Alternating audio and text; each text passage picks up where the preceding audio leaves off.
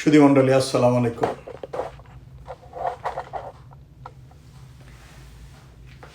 আজকে আমি এমন একটি বিষয়ে আলোকপাত করতে চাই যেটা আমাদের দেশের অনেকেই করতে চান না, কারণ নিজের স্বার্থ উদ্ধারের পথটি হয়তো বন্ধ হয়ে যাবে। আমি মনে করি আমাদের দেশে সকল সংকটের, অন্যান্যরা তো আছেই, কিন্তু সকল সংকটের মূলে দুইটা শ্রেণী আমাদের দেশে সবসময় সংকট সৃষ্টি করেছে। তারা হচ্ছে রাজনৈতিক নেতৃত্ব এবং দুর্নীতিবাজ সাংবাদিকেরা।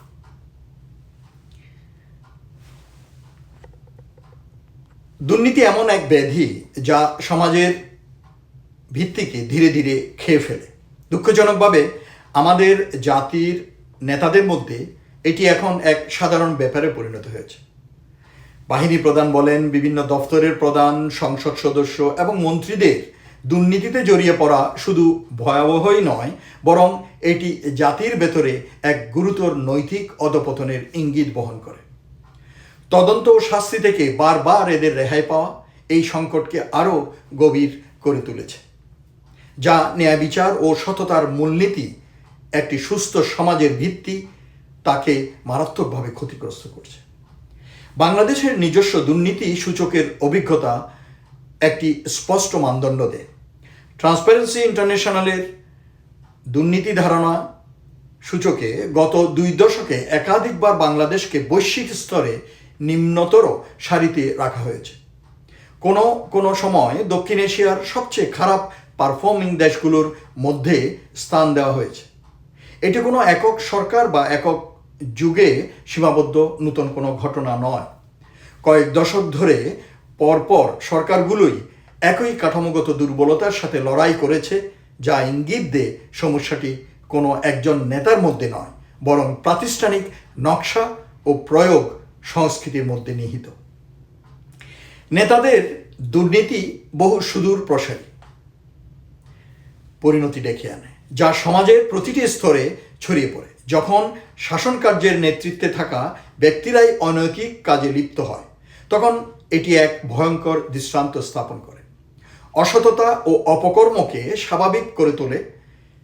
এর প্রভাব শুধু সরকারি অর্থ বা সম্পদ হ্রাসেই সীমাবদ্ধ থাকে না, বরং এটি জন আস্থা ধ্বংস করে, প্রাতিষ্ঠানিক সততাকে দুর্বল করে এবং অর্থনৈতিক ও সামাজিক উন্নয়নকে স্তব্ধ করে দেয়। জন আস্থার ক্ষয় হল দুর্নীতির প্রথম শিকার। নেতারা, যাদের আইনের রক্ষক এবং জনগণের কল্যাণে কাজ করার কথা, যখন দুর্নীতিতে লিপ্ত হয়, তখন সাধারণ মানুষের মধ্যে হতাশা ও সংশয় জন্ম নেয়। নাগরিকরা সরকারের ন্যায্য ও কার্যকর শাসন ক্ষমতার উপর বিশ্বাস হারিয়ে ফেলে। ফলে নাগরিক দায়িত্ব থেকে উদাসীনতা তৈরি হয়। প্রাতিষ্ঠানিক অবক্ষয় এর পরই আসে। দুর্নীতি ন্যায় বিচার প্রতিষ্ঠা, শৃঙ্খলা রক্ষা এবং জনসেবা প্রদানের জন্য তৈরি। প্রতিষ্ঠানগুলোর কার্যকারিতা ধ্বংস করে দেয় যখন এসব প্রতিষ্ঠানের প্রধানরাই দুর্নীতিতে জড়িয়ে পড়ে। তখন তারা সেই ব্যবস্থার সততাকেই ক্ষুণ্ণ করে, যা তাদের রক্ষা করার কথা ছিল। এই অবক্ষয়ের কারণে সৎ কর্মকর্তাদের কার্যকরভাবে কাজ করা কঠিন হয়ে পড়ে এবং ন্যায় বিচার নিরপেক্ষভাবে প্রতিষ্ঠিত হয় না। অর্থনৈতিক পরিণতিও ভয়াবহ। সরকারি অর্থ আত্মসাৎ হলে জনসেবার মান নিম্নগামী হয়, অবকাঠামো দুর্বল থাকে এবং অর্থনৈতিক প্রবৃদ্ধি বাধাগ্রস্ত হয়। দুর্নীতি উন্নয়ন প্রকল্প, স্বাস্থ্যসেবা, শিক্ষা ও সামাজিক কল্যাণের জন্য বরাদ্দ সম্পদকে কিছু মানুষের পকেটে স্থানান্তরিত করে, যা দারিদ্র্য ও বৈষম্যকে স্থায়ী করে।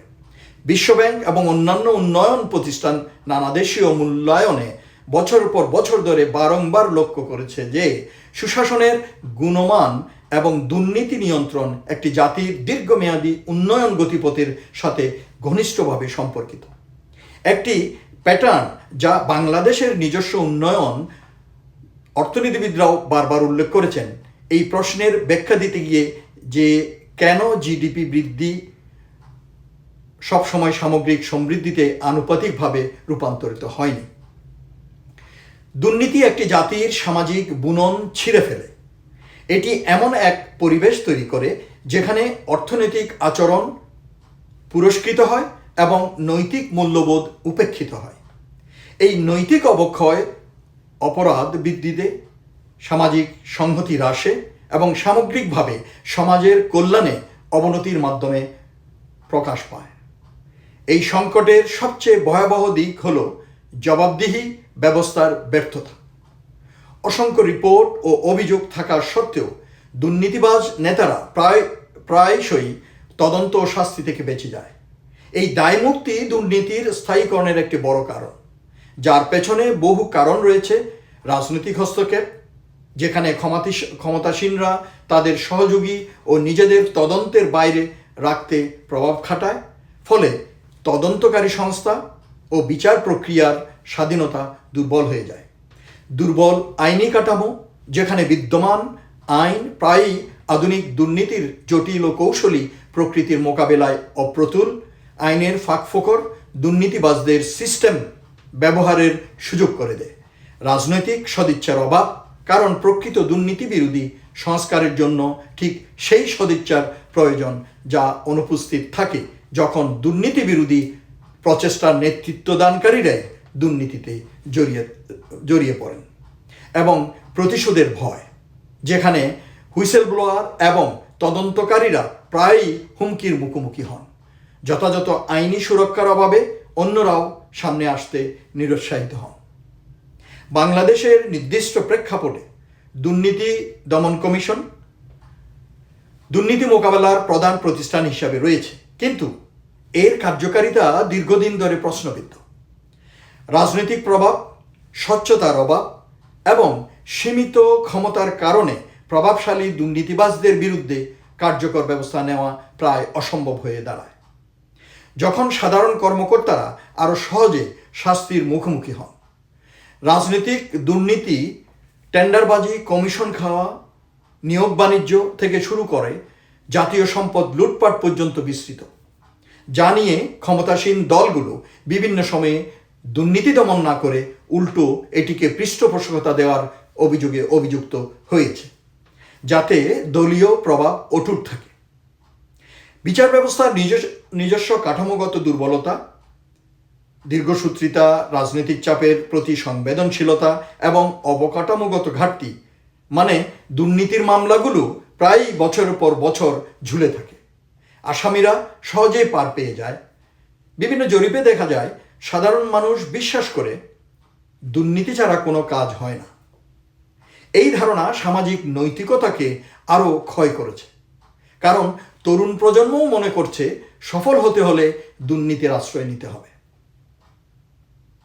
নেতাদের দুর্নীতির কারণে সৃষ্ট নৈতিক অবক্ষয় মোকাবেলা করতে হলে বহুমুখী পদক্ষেপ গ্রহণ করতে হবে। কেবল আইনি ও প্রাতিষ্ঠানিক কাঠামো শক্তিশালী করাই যথেষ্ট নয়, বরং সততা ও জবাবদিহিতার সংস্কৃতিও গড়ে তুলতে হবে। প্রথমত, দুর্নীতি বিরোধী কমিশনের প্রকৃত স্বাধীনতা ও শক্তিশালীকরণ প্রয়োজন। সম্পূর্ণভাবে রাজনৈতিক প্রভাবমুক্ত করে তদন্ত ও মামলা পরিচালনায় পূর্ণ ক্ষমতা ও প্রয়োজনীয় আর্থিক ও প্রযুক্তিগত সম্পদ নিশ্চিত করে এবং উচ্চ পর্যায়ের দুর্নীতিবাজদের বিরুদ্ধে নিরপেক্ষ ব্যবস্থা নেওয়ার মাধ্যমে এই দৃষ্টান্ত স্থাপন করে যে কেউ আইনের ঊর্ধ্বে নয়। দ্বিতীয়ত, কঠোর আইনি ব্যবস্থা অপরিহার্য। দুর্নীতির বড় মামলাগুলোই দ্রুত বিচার ও দৃষ্টান্তমূলক শাস্তি, বিদ্যমান আইনের ফাঁকফোকর বন্ধ করা এবং দুর্নীতির মাধ্যমে অর্জিত সম্পদ বাজেয়াপ্ত করে জনকল্যাণে ব্যবহার করা। পাশাপাশি হুইসেল ব্লোয়ারদের জন্য মজবুত আইনি সুরক্ষা, যাতে তারা ভয় ছাড়াই সত্য প্রকাশ করতে পারেন। তৃতীয়ত, প্রাতিষ্ঠানিক সংস্কারের মাধ্যমে পুলিশ প্রশাসন ও বিচার ব্যবস্থাকে স্বাধীন ও পেশাদার করতে হবে। রাজনৈতিক নির্দেশনার পরিবর্তে সংবিধান ও আইনের অধীনে কাজ করার মাধ্যমে যোগ্যতা ও মেধার ভিত্তিতে স্বচ্ছ নিয়োগ ও পদোন্নতি নিশ্চিত করে সরাসরি ঘুষ বা প্রভাব খাটানোর সুযোগ কমাতে সরকারি সেবায় ডিজিটালাইজেশন বাড়িয়ে এবং মামলার দীর্ঘসূত্রিতা দূর করে এমনভাবে বিচার ব্যবস্থা সংস্কার করতে হবে যাতে দুর্নীতিবাজরা বছরের পর বছর ফাঁকি দিতে না পারে। চতুর্থত, জনসম্পৃক্ততা গুরুত্বপূর্ণ। দুর্নীতি কেবল সরকারের সমস্যা নয়, এটি পুরো সমাজের সমস্যা। সুশীল সমাজ ও গণমাধ্যমকে দুর্নীতির ঘটনা প্রকাশ ও জনমত গঠনে শক্তিশালী ভূমিকা রাখতে হবে। শিক্ষা প্রতিষ্ঠানগুলোকে দুর্নীতি বিরোধী ক্লাব, সেমিনার ও আলোচনা সভার মাধ্যমে তরুণদের সচেতন করতে হবে। সাধারণ মানুষকে সচেতন হয়ে দুর্নীতির বিরুদ্ধে অবস্থান নিতে হবে।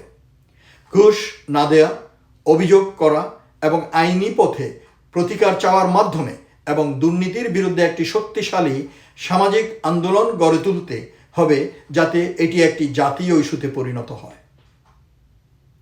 পঞ্চমত, দীর্ঘমেয়াদে শিক্ষা ও নৈতিকতা চর্চা গুরুত্বপূর্ণ। স্কুল, কলেজ থেকে বিশ্ববিদ্যালয় পর্যায়ে নৈতিক শিক্ষা ও সততার গুরুত্ব শেখানো, ধর্মীয় ও সামাজিক শিক্ষার মাধ্যমে সততা, দায়িত্বশীলতা ও ন্যায়পরায়ণতার বার্তা জোরদার করা, সমাজে সৎ ও আদর্শ মানুষদের তুলে ধরা যাতে তরুণ প্রজন্ম তাদের অনুসরণ করতে পারে, এবং দুর্নীতির জন্য শাস্তির পাশাপাশি সততার জন্য স্বীকৃতি ও পুরস্কার দেওয়া, যা সমাজে একটি ইতিবাচক উদাহরণ সৃষ্টি করবে। সবার উপরে প্রকৃত রাজনৈতিক সদিচ্ছা অপরিহার্য। নেতাদের সততার প্রতিশ্রুতি প্রদর্শন করতে হবে, নিজেরাই উদাহরণ হয়ে দাঁড়াতে হবে। দুর্নীতিবাজ কর্মকর্তাদের পদ বা সংযোগ নির্বিশেষে জবাবদিহির আওতায় আনার মাধ্যমে এবং সরকারি কার্যক্রমে স্বচ্ছতা প্রচারের মাধ্যমে। নেতাদের ব্যাপক দুর্নীতি একটি নৈতিক সংকট যা আমাদের জাতির ভিত্তিকেই হুমকির মুখে ফেলছে।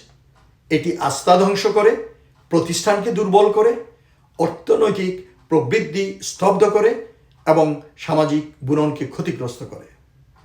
এই সংকট মোকাবিলার জন্য সমাজের সব স্তরের সম্মিলিত প্রচেষ্টা প্রয়োজন। শক্তিশালী রাজনৈতিক সদিচ্ছা, আইনি সংস্কার, ক্ষমতাসম্পন্ন প্রতিষ্ঠান এবং সক্রিয় জনসম্পৃক্ততা। কেবল সততা ও জবাবদিহিতার প্রতি সম্মিলিত অঙ্গীকারের মাধ্যমেই আমরা জাতির নৈতিক অবস্থান পুনরুদ্ধার করতে পারব এবং সকল নাগরিকের জন্য একটি উজ্জ্বল ভবিষ্যৎ নিশ্চিত করতে পারব। ধন্যবাদ।